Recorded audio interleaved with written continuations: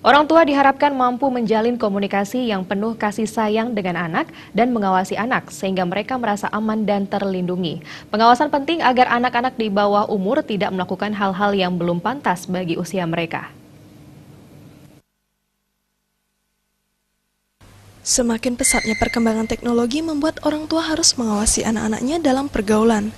Jangan sampai anak di bawah umur melakukan hal yang belum pantas dilakukan. Orang tua berperan sebagai pembentuk karakter, pola pikir, dan kepribadian anak. Oleh karena itu, keluarga merupakan tempat anak-anak untuk kali pertama berkenalan dengan nilai dan norma.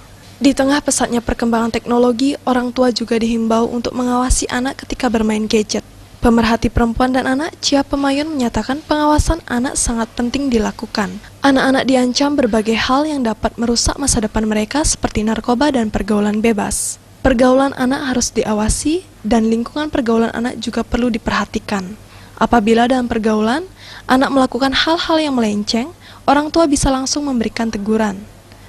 Perhatian dan pengawasan orang tua saat ini sangat perlu. Jangan membiarkan anak terpapar hal negatif terus-menerus.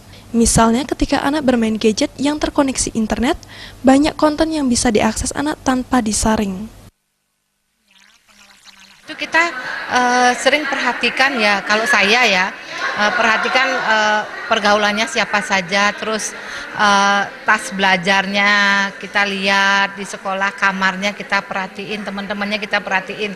Kalau sudah agak melenceng cepat kita cut dan lain sebagainya. Itu salah satu contoh perhatian terhadap anak. Cara makannya dia gimana, agak berkurang nggak dia makannya, kondisinya melemah apa enggak. Kalau dia melemah atau sakit gimana, pasti ada indikasi yang tidak baik. Jadi perhatian orang tua harus lebih care sekarang daripada dulu. Ya, jangan memberikan anak terus main gadget aja. Kan itu ada penjualan narkoba di gadget itu. Ya. Perhatian orang tua merupakan faktor utama dalam membimbing, mengarahkan, dan mendidik anaknya di kalangan keluarga, sehingga anaknya menjadi generasi muda harapan masa depan bangsa.